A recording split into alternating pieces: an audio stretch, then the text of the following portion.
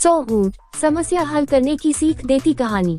अजय राजस्थान के किसी शहर में रहता था।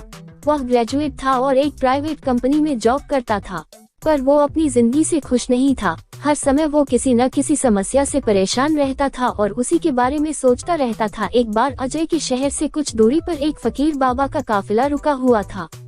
शहर में चारों ओर उन्हीं की चर्चा थी। बहुत से लोग अपनी समस्याएं लेकर उनके पास पहुंचने लगे। अजय को भी इस बारे में पता चला और उसने भी फकीर बाबा के दर्शन करने का निश्चय किया। छुट्टी के दिन सुबह सुबह ही अजय उनके काफिले तक पहुंचा। वहां सैकड़ों लोगों की भीड़ जुटी हुई थी। बहुत इंतजार के बाद अजय का नंबर आया।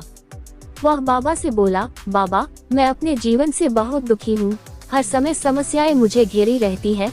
कभी ऑफिस की टेंशन रहती है, तो कभी घर पर अनबन हो जाती है और कभी अपने सेहत को लेकर परेशान रहता हूँ।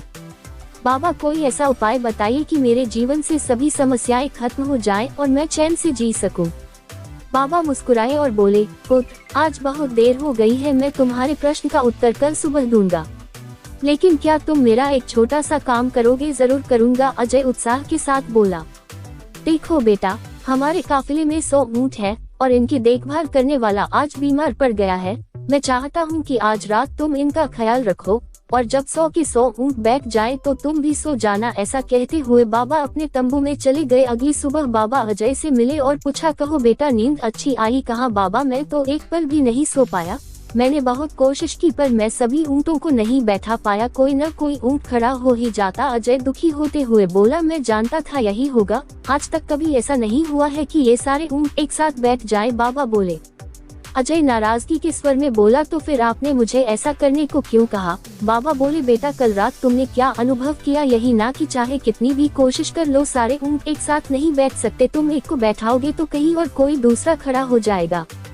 इसी तरह तुम एक समस्या का समाधान करोगे तो किसी कारणवश दूसरी खड़ी हो जाएगी। पुत्र, जब तक जीवन है ये समस्याएं तो बनी ही रहती है, कभी कम तो कभी ज्यादा। तो हमें क्या करना चाहिए? अजय ने जिज्ञासावश पूछा। इन समस्याओं के बावजूद जीवन का आनंद लेना सीखो। कल रात क्या हुआ? कई ऊंट रात होते होते खुद ही बैठ गए। कई तुमने अपने प्रयास से बैठा दिए, पर बहुत से ऊंट तुम्हारे प्रयास के बाद भी नहीं बैठे और जब बाद में तुमने देखा तो पाया कि तुम्हारे जाने के बाद उनमें से कुछ खुद ही बैठ गए। कुछ समझे? समस्याएं भी ऐसी ही होती है। कुछ तो अपने आप ही खत्म हो जाती है, कुछ को तुम अपने प्रयास से हल कर लेते हो और कुछ तुम्हारे बहुत कोशिश करने पर भी हल नहीं होती।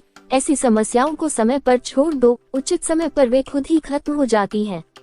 और जैसा कि मैंने पहले कहा, जीवन है तो कुछ समस्याएं रहेंगी ही रहेंगी, पर इसका ये मतलब नहीं कि तुम दिन रात उन्हीं के बारे में सोचते रहो। ऐसा होता तो ऊँटों की देखभाल करने वाला कभी सो नहीं पाता। समस्याओं को एक तरफ रखो और जीवन का आनंद लो, चैन की नींद सो। जब उनका समय आएगा वो खुद ही हल हो जाएंगी। पुत्र, ईश्वर के दिए हुए आशीर्वाद के लिए उसे धन्यवाद करना सीखो। पीड़ाएं खुद ही कम हो जाएंगी।